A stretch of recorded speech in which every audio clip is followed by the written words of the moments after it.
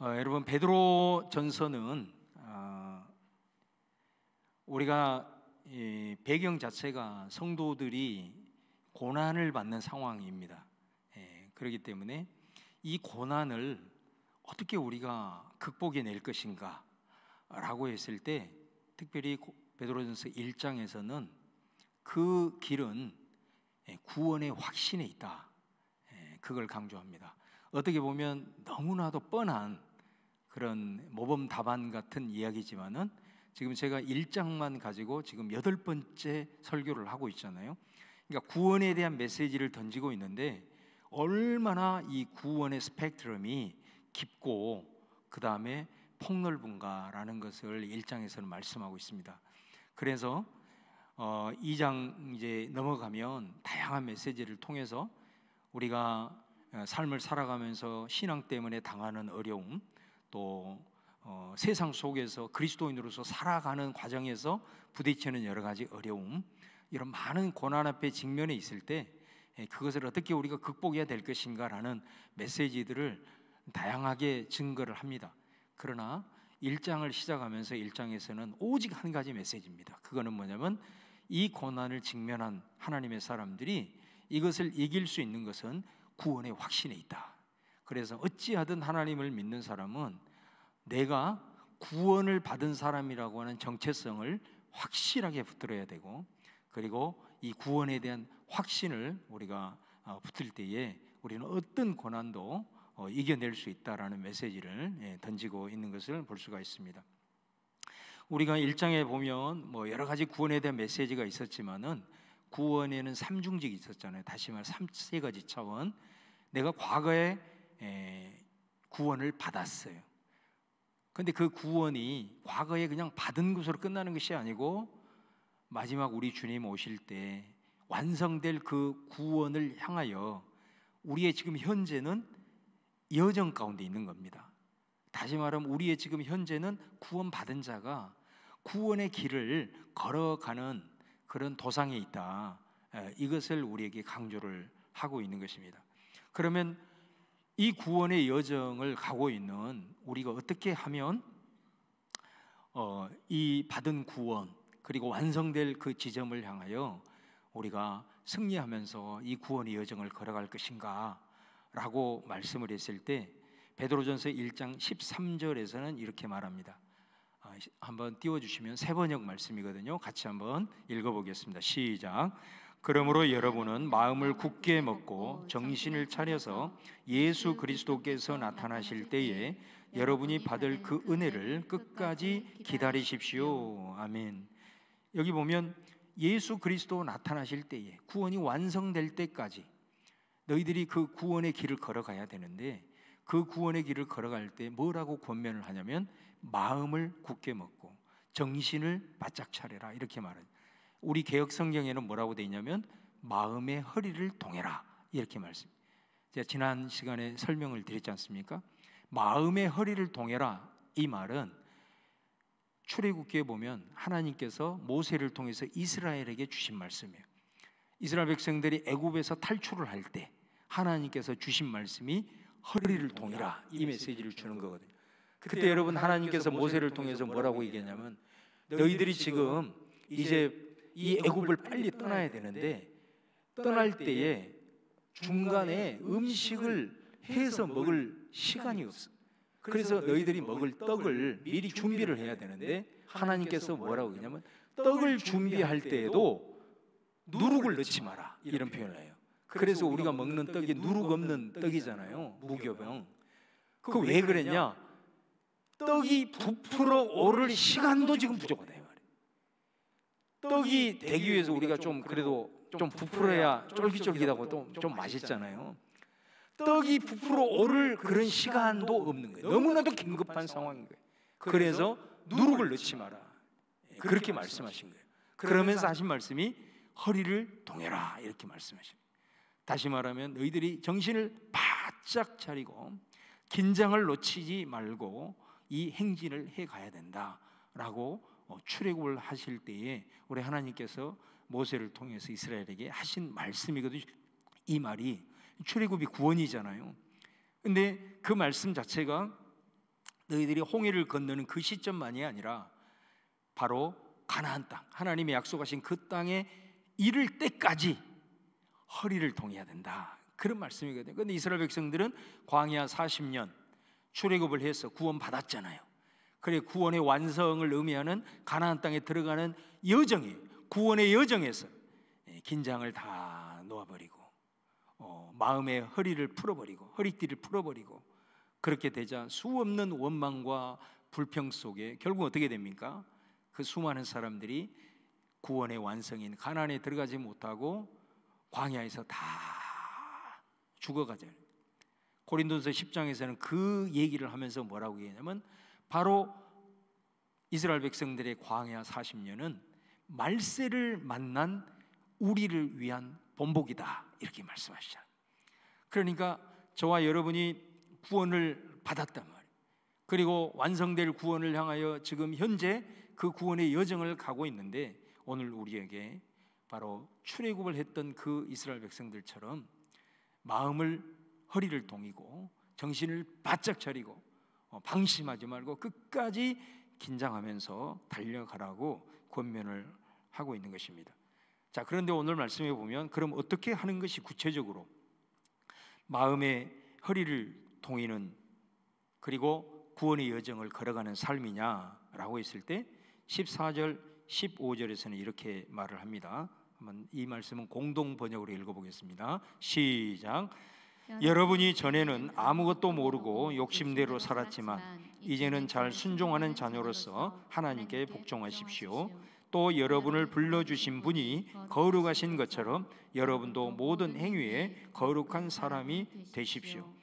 이 말씀에 보면은 구원받은 사람을 두 가지로 표현을 합니다. 하나는 순종하는 자녀, 이렇게 순종하는 자녀로 표현을 하고, 그 다음에 또 하나는 하나님으로부터 부르심을 받은 자, 이렇게 표현을 합니다. 구원받은 자를 이 두 가지로 표현을 하고 있습니다. 그러니까 여러분, 구원은 하나님께서 은혜로 주신 거잖아요, 우리에게. 그렇기 때문에 반드시 구원은 내가 하나님 앞에 구원 주세요, 나를 구원해 주세요, 사실 그게 아니고, 구원은 항상 우리 주님이 먼저 우리를 불러주신 줄로 믿습니다. 항상 모든 게 마찬가지입니다. 예배도 마찬가지고 구원도 사실은 하나님이 먼저 우리에게 다가오신 것입니다. 우리를 먼저 불러주신 것입니다. 예배도 우리가 먼저 하나님 앞에 나와서 이렇게 하나님께 영광 올려드릴 것 같지만 아닙니다. 하나님이 먼저 우리를 불러주셨기에 우리가 반응함으로 나와서 예배를 드리는 것입니다. 그래서 항상 예배도 하나님이 항상 먼저 우리를 찾아와 주신 거예요. 그래서 여러분, 우리가 구원도 우리 하나님이 먼저 우리에게 다가오셔서 우리를 불러주신 거거든요. 그러면 그 부르심에서 내가 아멘, 예 그렇습니다 하고 그 부르심에 반응을 하는 것이 믿음인 줄로 믿습니다. 그렇게 해서 우리가 구원을 받은 거예요. 여러분, 우리가 예수님이 제자들을 부를 때를 한번 봐보세요. 공관복음에 보면 예수님이 그 갈릴리에서 고기를 잡고 있는 그 어부들에게 예수님이 먼저 다가가시거든요. 그리고 다가가셔서 그들을 먼저 부릅니다, 우리 예수님이. 그랬을 때 그 사람들이 예수님을 그 부르시는 사건 속에서 예수님을 경험하고 나서 그 부르심에 어떻게 반응하죠? 배와 그물을 버려두고 예수를 쫓으니라, 이렇게 돼 있거든요. 그러니까 그게 믿음이에요. 믿음으로 그들은 구원을 받은 겁니다. 그러니까 부르심은 항상 우리 주님이 먼저 우리를 부르시고 우리가 그 부르심에 아멘 하고 이제 나도 나를 부르신 그분께 따라가는, 바로 이것이 구원이라고 하는 것입니다. 그렇기 때문에 구원받은 자는 오늘 나를 부르신 분을 뭐라고 표현을 하냐면 거룩하신 분이다, 이렇게 표현하잖아요. 나를 부르신 하나님이 거룩하신 분이기 때문에 내가 그분이 나를 불렀으므로 내가 이제 따라가는 거잖아요. 따라간다는 것은 뭐예요? 그분이 거룩하신 분이기 때문에 나도 그분처럼 따라가는 거죠. 이게 순종하는 자녀의 모습인 거죠. 그분처럼 따라가는 거죠. 그러니까 오늘 말씀에 너희들을 부르시는 분이 거룩하신 분이므로 너희들도 거룩하라, 그렇게 말씀을 하시는 거죠. 그러니까 여러분, 여기서 거룩하다라고 하는 표현은 우리가 잘 아는 대로 구별된다라는 거 아니겠습니까? 구별된다라는 것은 뭐냐면 쉽게 얘기하면 구원받은 자답게 살아가는 거예요. 그게 거룩한 삶인 거예요. 그 거룩한 삶이라고 하는 것은 구원받은 자답게 살아가는 것인데, 그러면 구원받은 자답게 살아가는 것을 어떻게 알 수 있냐? 그거는 구원받지 못한 자, 주님으로부터 부름을 받지 못한 자와 다른 삶의 방식인 거죠. 다시 말하면 부름을 받지 못한, 구원을 받지 못한 세상의 길과는 뭔가가 걸어가는 우리들의 길이 다른 것이죠. 그게 구별됨이고 그게 거룩한 자의 삶의 모습이다라는 것입니다. 그래서 우리가 내가 하나님으로부터 부름을 받아 내가 반응해서 믿음으로 구원을 받은 자다라고 한다면, 항상 우리는 믿지 않는 사람, 세상 사람들과 내 입에서 나오는 말, 그 다음에 내가 살아가는 삶의 행동, 그 다음에 내 습관, 그 다음에 내가 어떤 추구하는 가치, 내 인생의 목표, 이런 것들을 믿지 않는 사람들, 부르심에 합당하게 반응하지 못한 사람들과 늘 깨어서 정신을 차리고 바라볼 때 뭔가 내가 다른 점이 있는가, 이것입니다. 바로 이것이 나를 부르신 거룩한 자를 따라가는 구원받는 자의 삶의 모습이다라는 것입니다. 내가 이 여정을 걸어가고 있는데 아무 생각 없이 그냥 걸어가는 것이 아니라 내가 살아가는 이 삶을 정신을 바짝 차리고 내가 정말로 세상의 방식에, 세상의 가치에, 세상의 유행에 그냥 휩쓸려 그냥 살아가고 있는지, 아니면 내가 부름받은 자로, 구원받은 자로서 뭔가 그것과는 다른 삶의 모습이 나에게 있는지, 이걸 항상 분별하면서 내 정체성을 확인하고 살아가는 삶이 바로 정신을 차리고 마음의 허리를 동이고 구원의 여정을 걸어가는 삶인 줄로 믿습니다. 그런 여러분 되시기를 주의 이름으로 축원합니다. 두 번째로 이제 오늘 말씀이에요. 오늘 어떤 것이 구원의 여정을 갈 때 마음의 허리를 동이는 삶인가 라고 했을 때 17절은 이렇게 말합니다. 외모로 보시지 않고 각 사람의 행위대로 심판하시는 이를 너희가 아버지라 부른즉 너희가 나그네로 있을 때를 두려움으로 지내라, 이렇게 말씀합니다. 이 17절 말씀을 이렇게 가만히 보면 마지막 부분에 두려움으로 지내라, 이 두려움이라는 말이 하나님을 경외하라, 그런 말이에요. 경외하라. 그러니까 우리가 정신을 바짝 차리고 구원의 여정을 걸어가는 구체적인 삶의 모습을 한마디로 얘기하면 하나님을 경외하라, 그런 말씀이거든요. 여러분, 우리가 보통 이렇게 도시와 농촌이 있는데 농촌보다는 도시가 범죄율이 높습니다. 농촌 같은 경우는 다 웬만하면 사람들이 다 알잖아요. 다 알. 내가 완전히 여러 사람들에게 내 모습이 노출이 되어 있습니다. 그렇기 때문에 행동 거지를 항상 조심해야 합니다. 다 알고 있기 때문에. 그런데 그런 사람이 해외여행을 갔다가 탈선하는 경우가 있습니다. 왜 그러냐? 거기는 보는 사람이 없기 때문입니다. 그리고 내가 이렇게 저렇게 행동을 해도 나를 아는 사람이 없는 거예요. 그러니까 내가 행동해도 보는 사람 없어, 아는 사람 없어. 그러니까 긴장의 끈이 풀리면서 이제 탈선을 하는 것입니다. 여러분, 이건 뭐를 얘기하려고 하냐? 이게 무엇인가를 의식한다는 것이 굉장히 우리들의 삶에 중요하다라는 것입니다. 우리가 살아가면서 사람의 눈을 의식하면서 사는 것, 이것이 한편으로는 굉장히 우리에게 자유를 빼앗아가는 것 같고 좀 부담이 되는 것 같지만, 결국 사람을 의식하는 그것이 나를 또한 지켜주는 것입니다. 함부로 행동하지 않도록 사람을 의식할 줄 알아야 내 행동 거지를 바르게 할 수가 있는 거거든요.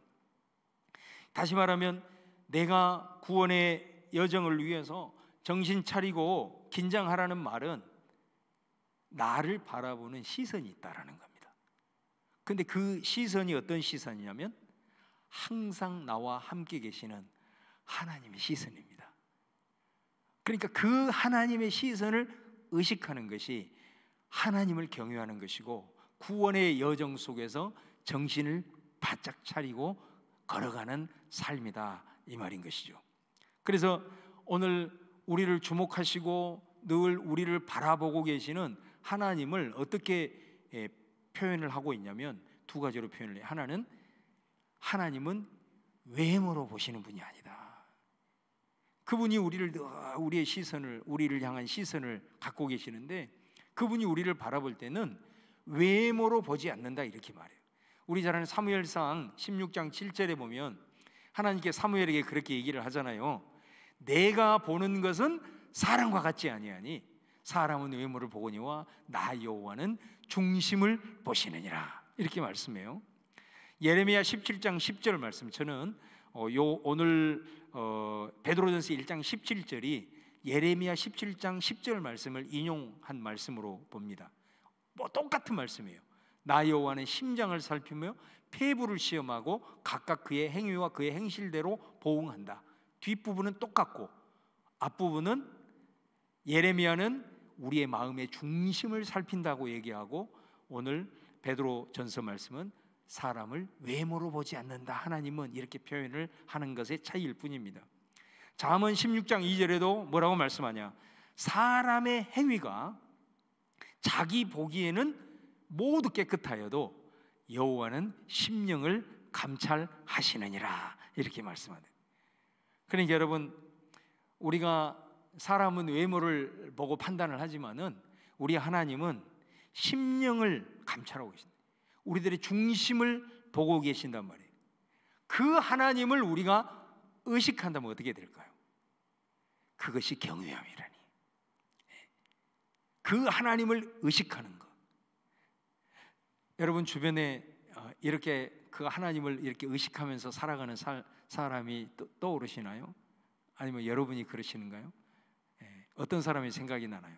우리가 가장 대표적으로 이런 하나님을 의식했던 한 사람이 창세기에 보면 요셉이라는 사람으로 나옵니다. 요셉이 애굽으로 노예로 팔려가가지고 어떤 부잣집에 종으로 들어갔는데, 아니 그 집 주인의 부인이 계속해서 요셉을 성적으로 유혹을 하는 거죠. 그러니까 여러분, 이 권력을 가진 자가 이거 한두 번도 아니고 계속해서 이렇게 했을 때는 그거를 견딘다는 것은 굉장히 어려운 일입니다. 결정적인 순간이 온 거예요. 그때 이 요셉이 창세기 39장 9절 10절에 뭐라고 얘기를 하냐면, 주인이 내게 금한 것이 이 집에서 아무것도 없다. 그런데 금한 것은 당신뿐이다. 왜? 당신은 그의 아내이기 때문이다. 그러면서 뭐라고 했냐면, 그런즉 내가 어찌 이 큰 악을 행하여 하나님 앞에 죄를 지으리까, 이렇게 합니다. 그런데 여러분 10절에 보면은 그 말이 통하지를 않아요. 그 여인이 보세요, 날마다 요셉에게 와가지고 욕을 하는 거예요. 요셉이 분명히 그 선을 긋고 얘기를 했음에도 불구하고 날마다 그 후로 찾아와가지고 욕을 하는 거예요. 그랬을 때 요셉은 그 자리를 피합니다. 함께 있지도 아니하니라. 그런데 한 번은 11절 12절에 보면은 이제는 그 여인과 요셉 단둘이만 또 있게 되는 상황이 발생을 하게 된 거죠. 그랬을 때 그 여인이 요셉의 옷을 잡습니다. 요셉이 도망치려고 하니까 도저히 놔주려고 생각을 하지 않아요. 그래서 요셉이 자기 옷을 벗고 도망치게 됩니다. 여러분, 여기에서 요셉과 이 유혹하는 여인과 가장 구별된 지점이 뭐라고 생각하십니까? 가장 큰 차이, 이 지점은 뭐냐면 여인은 보는 사람이 없다는 거예요. 그러니까 괜찮다는 거예요. 그러나 요셉은 뭐죠? 요셉은 아무리 없어도 보는 시선이 있다라는 거예요. 요 차이인 겁니다. 이게 여러분 거룩한 거예요. 이게 부르심을 받고 하나님께 반응하면서 살아가는 구원받는 자와 그렇지 않는 자의 결정적 차이라는 거예요. 세상 사람들은 아무도 없기 때문에 괜찮다, 들키지만 않으면 된다는 거예요. 여러분 우스갯소리로 뭐 그런 말 들어보셨어요? 세상 사람들이 10계명이 아니라 11계명이 있다는 게, 그 11계명이 뭔지 아세요? 10계명 다 어겨도 좋아, 들키지만 말어. 요게 11계명이랍니다. 요게 세상 사람들이 생각하는 그런 삶의 관점이다라는 거예요. 그런데 요셉은 당신은 아무도 보는 일이 없다고 하지만 아니다 말이에요. 나를 바라보는 시선이 있다. 그 하나님 앞에 내가 어떻게 이 큰 악을 행할 수 있겠느냐. 결국은 이것으로 인해서 억울하게 요셉은 감옥에 갇히게 됩니다. 근데 우리 잘 알잖아요.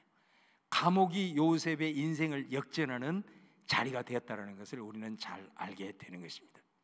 여러분, 아무도 보는 이 없을 때에도 나를 바라볼 때 외모뿐만이 아니라 내 중심까지 헤아리고 계시는 그 하나님, 내 동기까지도, 어떤 일을 할 때 내 동기까지도 다 살피시는 그 하나님, 그 하나님의 시선을 의식하면서 사는 것이 구원의 여정 가운데 있는 우리가 정신을 바짝 차리고 허리를 동이고 살아가는 삶이라고 오늘 베드로전서는 우리에게 권면합니다.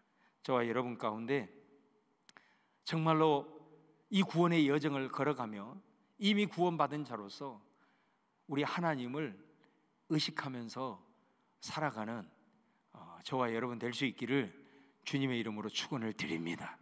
긴장 끈을 놓지 말고 항상 내 중심을 보시는 하나님을 의식하는 그런 영의 눈과 귀가 열려지는 여러분 되기를 다시 한번 축원을 드립니다. 두 번째로 여기서 하나님을 뭐라고 말씀을 하시냐?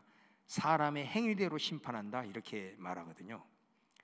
근데 여러분, 여기에서 사람의 행위가 이 헬라 원문에도 보면은 이게 단수로 쓰이고 있어요. 행위들이 아니라 그냥 행위예요. 그러니까 하나님께서는 내가 어떤 행동 하나하나를 했을 때 그 행동 하나하나를 다 판단하셔가지고 그 행동 하나하나에 따라서 때로는 선한 행위를 하면 보상을 하시고 악한 행동을 하면은 막 저주를 내리시고 그런 것이 아니고, 이 사람의 행위, 이거는 우리들의 삶 전체를 보고 계신다는 거예요. 사실 여러분, 우리가 하나를 보면 열을 안다, 그런 말이 있잖아요. 일반 사람들은 절대 그렇게 못해요. 만약에 한 사람이 어떤 하나의 행동을 보고 열을 안다면 그 사람은 도사입니다. 도사. 사람은 절대 그럴 수 없어요. 그러나 우리 하나님은 우리의 행동 하나를 보고 우리가 어떤 사람인가, 어떤 존재인가를 다 아시는 분임을 믿습니다. 그러니까 우리가 이 사람의 행위를 통해서 하나님이 우리를 이렇게 판단을 하시게 되는데, 중요한 건 뭐냐? 자, 여기서 행위대로 심판을 한다 그랬단 말이에요. 그러면 이 행위가 이게 현재의 심판이냐 아니면 마지막 종말의 심판이냐라는 부분입니다. 저는 이 말씀이 둘 다 맞다고 봐요. 이게 현재 심판일 수도 있고 종말 심판일 수도 있어요. 여러분, 현재의 심판의 근거는 뭐가 되냐면, 오늘 말씀해 보면 하나님을 아버지라고 말해요. 아버지라고. 오늘 이 말씀을 한번 보세요. 아버지라고 얘기합니다. 그러니까 여러분, 우리가 아버지가 자녀를 심판한다 했을 때 그 심판은 어떤 심판이겠어요? 그거는 사랑의 채찍일 수밖에 없어요. 다시 말하면 아버지가 자녀를 심판하시는 것은 저주가 아니에요. 그것은 멸망이 아니에요. 그건 완전히 버려버린 것이 아닌 거죠. 더 잘 되라고 하는 거죠. 더 잘 되라고 하는 거예요.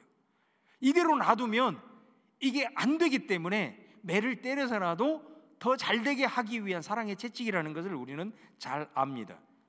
바로 하나님이 여기서는 아버지로 나와요. 아버지.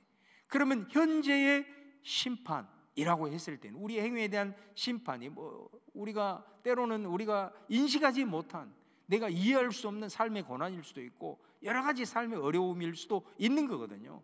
자, 그랬을 때 그것이 여러 가지 어떤 이유가 있겠지만 그것을 다 통틀어서 내게 닥치는 심판이라고 했을 때, 이것이 현재의 부분이라고 했을 때는 분명한 사실은 뭐냐면 이거는 아버지가 자녀에게 하는 사랑의 채찍이다. 왜? 우리는 구원을 받은 하나님의 자녀이기 때문에 그렇습니다. 그리고 예수 그리스도의 십자가를 통해서 영원한 언약을 맺은 백성이기 때문에 그런다는 거예요. 그래서 우리가 구약에 보면은 하나님과 다윗과 맺은 그 언약이 나오잖아요. 언약. 사무엘하 7장 14절에 16절에 보면은 나는 그에게 아버지가 되고 그는 내게 아들이 되리니 그가 만일 죄를 범하면 내가 사람의 매와 인생의 채찍으로 징계하려니와 내가 내 앞에서 물러가게 한 사울에게서 내 은총을 빼앗은 것처럼 그에게서 빼앗지는 아니하리라. 내 집과 내 나라가 내 앞에서 영원히 보존되고 내 왕위가 영원히 견고하리라. 이 말은 무슨 말이냐면 다윗과 맺은 언약이, 그러니까 내가 너와 맺은 이 언약은 네가 비록 죄를 짓고 연약한 가운데 있어도 내가 사울을 버린 것처럼 너를 버릴 일은 절대로 없을 것이다. 내가 만약에 이 죄에 대해서 너를 심판한다 하더라도 그것은 너를 향한 내 사랑의 채찍이지 사울처럼 완전히 버리는 그런 것이 아니다 라고 말씀을 하는 거예요. 여러분, 놀랍게도 이 다윗과의 언약을 히브리서 기자는 새 언약으로 우리에게 제시합니다. 그래서 히브리서 12장 6절에 보면 이렇게 말하죠. 주께서 그 사랑하시는 자를 징계하시고 그가 받아들이시는 아들마다 채찍질 하심이라 하였으니 8절에 징계는 다 받는 것이거늘 너희에게 없으면 사생자여 친아들이 아니니라. 우리 가운데 이 하나님의 징계와 이런 것들이 없으면 우리는 하나님의 자녀가 아닐 가능성이 많다라는 거예요. 하나님의 자녀이기 때문에 때로는 하나님의 이 인생의 채찍도 있게 된다라는 것을 말씀하는 거예요. 그래서 10절 11절에 뭐라고 얘기합니까? 그들은 잠시 자기의 뜻대로 우리를 징계하였거니와. 여기서 그들은 육신의 아버지를 얘기하는 거예요. 육신의 아버지는 아들을 어떻게 징계하냐? 자기 뜻대로 징계하는 거예요. 자기 의지대로 징계하는 거예요. 불완전하다는 거예요. 그러나 하나님은 우리를 징계하실 때 무엇을 위해서? 바로 우리의 유익을 위해서 징계를 하더라도 우리의 유익을 위해서 징계를 한다라는 것입니다. 그러면서 11절에는 그래서 무릇 징계가 당시에는 즐거워 보이지 않고 슬퍼 보이나 후에 그로 말미암아 연단을 받은 자들은 의와 평강의 열매를 맺느니라 이렇게 말씀하고 있는 거예요. 만일 내 행위가 이 땅에서 하나님이 기뻐하지 않았을 때 때로 하나님이 참고 인내하시지만 회개하지 않고 지속적이 되었을 때 아버지가 아들이 잘못된 길을 방치할 수 없듯이 징계하신다라는 거예요. 그런데 그 징계는 우리가 그때 당시에는 잘 이해가 안 되고 그것이 힘들고 슬퍼 보이지만 돌아보면 의와 평강의 열매를 맺는다.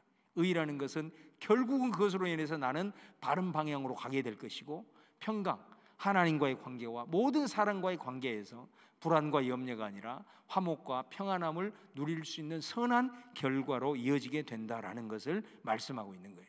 그래서 여러분, 이 베드로전서에서 말씀은 행위대로 심판하시는 하나님이 이 심판이 현재적인 심판이라고 했을 때 지금 너에게 다가오는 어떤 여러 가지 삶의 고초, 어려움, 그리고 네가 지금 겪고 있는 슬픔, 이런 것들이 너에게 닥쳤을 때는 그것으로 인해서 낙심하지 말라는 거예요. 그 메시지를 던지는 거예요.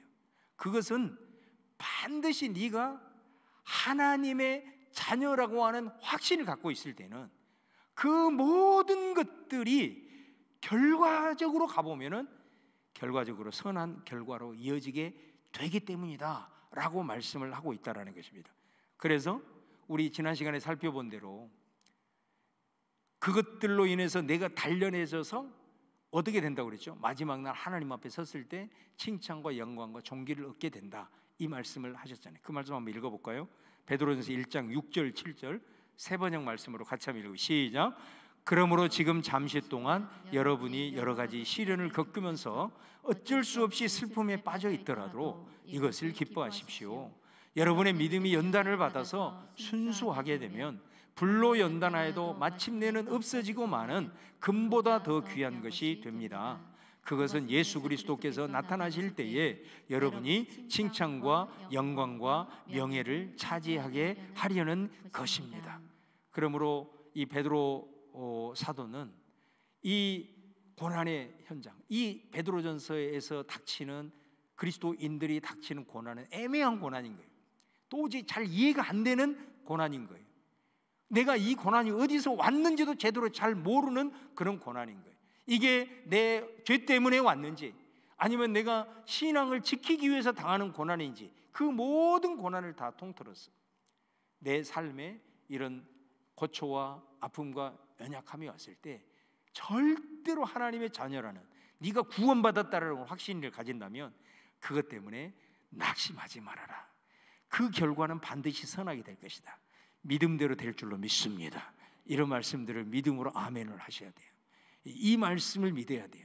반드시 하나님께서는 결국은 이 세상에서는 그 결과가 내 눈으로 못 본다 하더라도 그것은 마지막 날 우리 하나님 앞에 갔을 때라도 칭찬과 존귀와 영광의 모습으로 내 믿음을 순수하게 하시는 하나님의 뜻으로 승화될 것이라는 확신하는, 그렇지 않으면 이 땅 가운데서 나를 돌이켜서 하나님 앞에서 더 믿음의 단련을 하게 하시는 주님의 반드시 선한 뜻과 계획이 있다라는 것을 우리에게 말씀을 하고 있는 겁니다. 자, 그 다음에 두 번째로, 이 심판이 현재 심판이라고 한다면 이거는 하나님의 사랑의 채찍이다라는 걸 우리가 이제 알아요. 그러면 이게 마지막 종말 심판을 의미한다라고 했을 때 그 근거는 뭐냐? 바로 그 근거는 우리를 뭐라고 표현하냐면 나그네라고 표현해요. 나그네. 그래서 오늘 말씀해 보면 17절을 하반절에 너희가 나그네로 있을 때를 두려움으로 지내라 이렇게 말합니다. 그러니까 우리가 이 땅에 살아가는 것은 나그네로 산다는 거죠. 이 땅이 다가 아니라는 거죠. 잠시 나그네처럼 살다가 우리는 반드시 아버지께로 돌아가게 된다라는 거예요.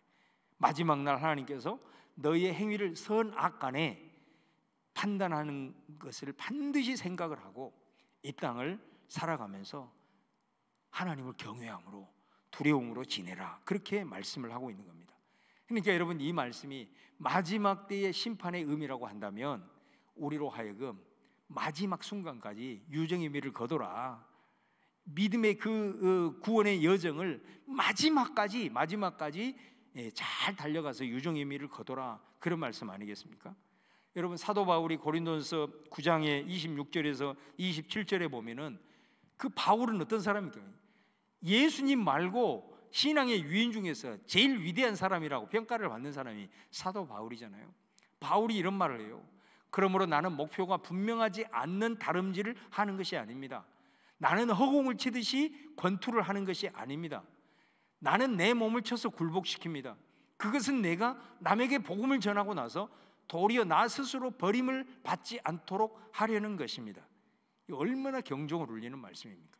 그 훌륭한 바울이 이런 말씀을 하고 있다라고 한다면, 그러면서 그 고린도서 10장 12절에 가보면 그런즉 선줄로 생각하는 자는 항상 넘어질까 조심하라, 그렇게 말씀하고 있는 걸 보게 됩니다. 여러분, 우리 그 철로역정이라는 책을 한 권쯤은 다 읽어보셨을 텐데 그 내용을 보면은 크리스찬이라고 하는 순례자가 이제 그 천국을 향해서 순례길을 온갖 과정을 다 거치고 유혹과 영적 전쟁을 거치면서 이제 마지막 순간이 뭐냐면은 천국 문이 딱 바라보고 있는데 큰 강이 있는 거예요. 큰 강을 건너는 겁니다. 그 강을 건너면 이제 천국 문에 도달을 하는 거예요. 그래서 그 강을 건너면서 마지막 천국 문에 이르기 직전에 그 강을 건너면서 정죄 의식이 엄청나게 시달립니다. 그래서 물속에 푹 빠졌다가 거의 죽으려다 막 다시 일어났다가 이렇게 해가지고 결국은 그 강을 이제 건너게 되는데, 건너자 그를 맞이하는 수많은 천군 천사와 함께 이제 천국 문에 딱 이르게 됩니다. 그런데 여러분, 이 순례자가 보니까 자기는 천국 문에 들어갔는데 천국 문에 도달을 해보니까 그 천국 문에서 지옥과 연결되는 통로가 있더라는 거예요. 얼마나 놀라운 일이에요. 그 천국 문에 이르는 마지막 순간이 뭐냐면 그 강을 건너는 거거든요. 그 강을 건너면 천국 문이 바로 앞이에요. 그런데 세상에 천국 문과 연결되는 지옥으로 가는 통로가 있다는 사실을 깨닫게 돼요. 그리고 실제로 무지라고 하는 사람이 그 강을 건넜음에도 불구하고 천국 문 앞에서 지옥으로 떨어지는 것을 보게 되는 겁니다. 여러분, 이거는 뭐를 우리한테 말씀을 하는 건가요? 정말 이것도 엄청난 우리에게 신앙의 경종을 울리는 거예요. 우리가 봤을 때는, 겉으로 봤을 때는 엄청난 신앙인인 것 같았단 말이에요. 정말 하나님 나라를 위해서 어마어마한 일을 감당했던 것 같아요. 그런데 그의 마지막 모습이 마치 신앙이 파산하는 사람처럼 도리어 하나님의 이름에 먹칠을 하면서 추하게 무너지는 그런 경우도 얼마든지 있을 수 있다.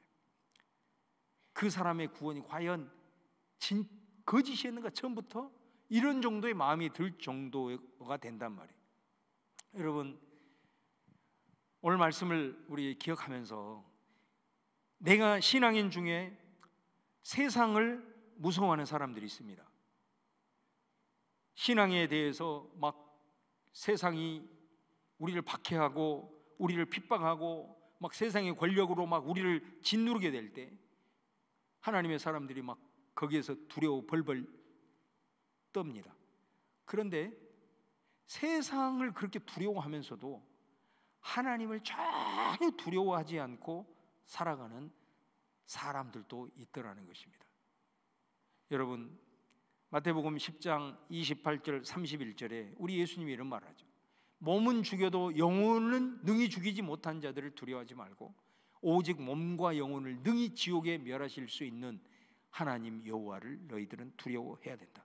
그러면서 뭐라고 얘기하냐? 참새 2마리가 한 아사리온에 팔리지 않느냐? 그러나 너희 아버지께서 허락하지 않으면 그 하나도 땅에 떨어지지 않은 너희에게는 머리털까지 세신 바 되었나니 두려워하지 마라. 너희는 많은 참새보다 귀하니라.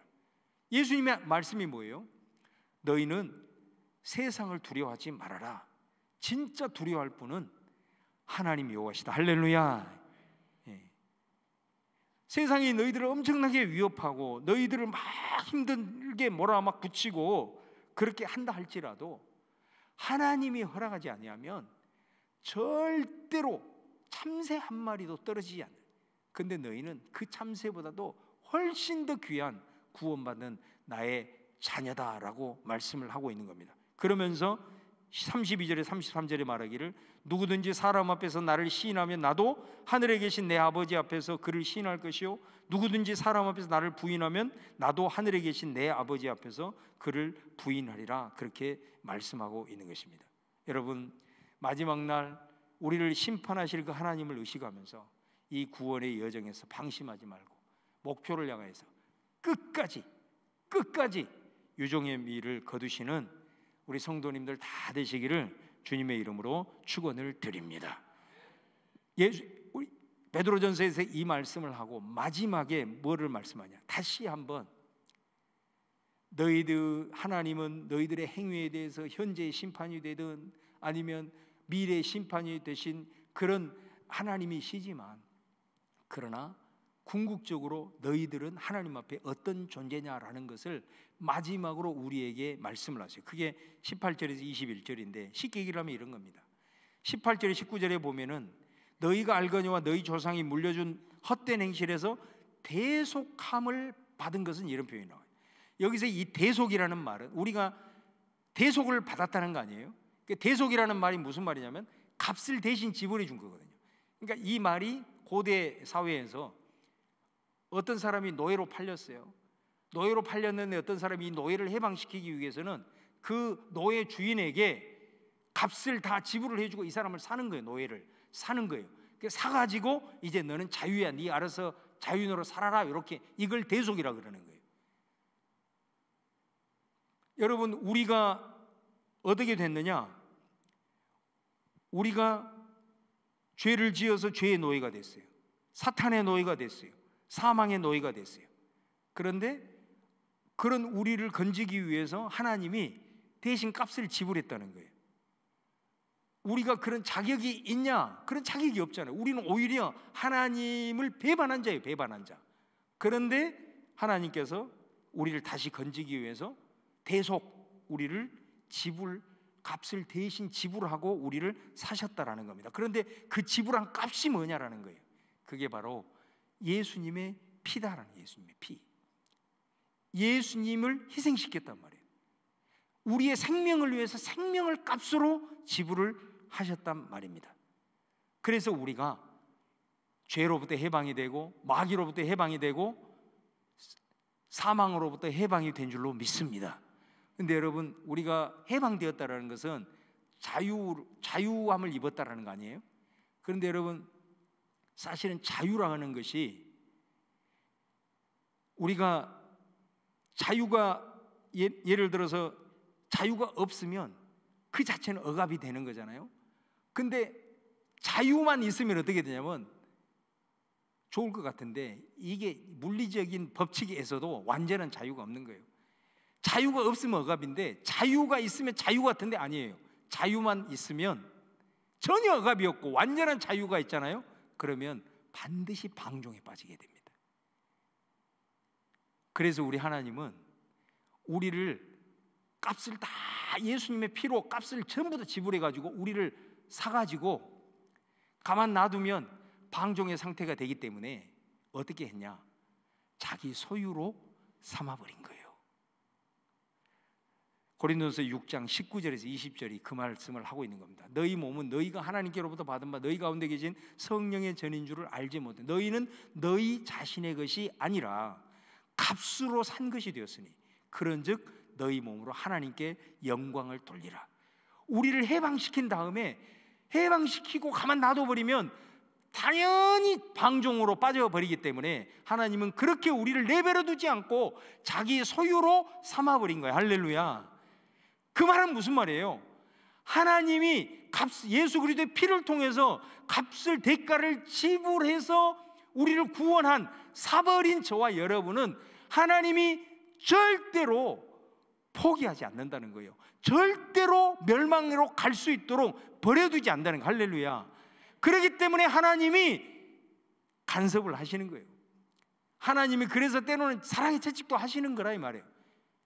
우리를 어떻게 샀는데, 여러분, 우리가 예를 들어 세상에서도 어떤 회사에 내가 투자를 했단 말이에요. 그 투자를 하는 순간 어떻게 됩니까? 온통 관심이 거기가 있잖아요. 그 회사가 잘 돼야 내가 부자가 되니까. 그 회사가 잘못한 주가가 떨어지면 어때요? 내 주가가 사실은 떨어진 건 아닌데 돈이 날아가는 소리가 들리니까 막 그것 때문에 엄청나게 스트레스를 받잖아요. 내 삶의 영향을 엄청나게 내가 받아버린다고. 그런 것처럼 우리를 위해서 하나님이 얼마나 엄청난 것을 투자를 하셨는데 우리가 멸망 가운데 내버려 두겠냐라는 거예요. 너희들은 값으로 샀고 예수 그리스도의 피로 너희들을 사서 그분의 소유로 삼은 그런 소중하고 귀한 존재들이기 때문에 하나님이 너희를 결코 포기하지 아니하고 끝까지 너희들을 품고 나아가는 자들이니 어떤 고난과 어떤 역경과 어떤 힘듦이 있다 하더라도 그 현재 고난 속에서 너희 아버지가 되시는 그 하나님을 바라보고, 그것이 종말의 심판이라고 했을 때는 너희들이 그런 경종의 마음을 가지고 때로는 유혹에 넘어가고 싶고 세상에 타협하고 싶고 그냥 주저앉고 싶고 아이고 이제는 좀 그냥 자유하고 싶다 그런다 하더라도 그 속에서도 끝까지 너를 붙들고 있는 그 하나님 바라보고, 그리고 그 하나님 의지하면서, 그리고 조금만 더 정신을 차리고 마지막까지 달려가라고 우리를 격려하고 있는 것을 보게 됩니다. 베드로전서 1장 21절 이 말씀 같이 한번 읽고 오늘 말씀을 마무리하겠습니다. 같이 한번 읽어보겠습니다. 시작. 여러분은 바로 이 그리스도로 말미암아 그분을 죽은 자들 가운데서 살리시고 그분에게 영광을 주신 하나님을 믿고 하나님께 희망을 두게 되었습니다. 아멘. 오늘 주신 말씀 기억하면서 구원의 여정 가운데 있는 저와 여러분 다시 한번 이 말씀을 통해서 허리를 동이고 이 길을 꿋꿋이 걸어갈 수 있기를 주의 이름으로 축원을 드립니다. 특별히 이 구원의 여정 가운데 부딪히는 수많은 역경들, 시련들, 그런 아픔들, 슬픔들이 있다 하더라도 오늘 하나님이 우리 아버지가 되시고 또 어마어마한 대가를 지불을 하면서 나를 사신, 그리고 방종에 흐르지 않도록 그분의 소유로 삼아버리신 그 하나님의 소유가 된 저와 여러분들이 그 모든 것들 속에서도 반드시 선한 결과로 인도하신다는 그 하나님의 오늘 주신 말씀을 붙들고 넉넉히 꿋꿋이 직면하면서 걸어가는 믿음들 다 되시기를 주님의 이름으로 축원을 드리고, 마지막 종말의 심판에 대한 경종을 다시 한번 마음속에 깊이 되새기면서 어떤 상황 속에서도 내가 주저앉지 않으리라, 세상의 유혹 속에도 내가 넘어가지 않으리라 다시 한번 결단하면서 이 구원의 여정을 완주하는 우리 성도님들 되시기를 바라면서 우리 같이 이 찬양 함께 올려드리며 나가도록 하겠습니다.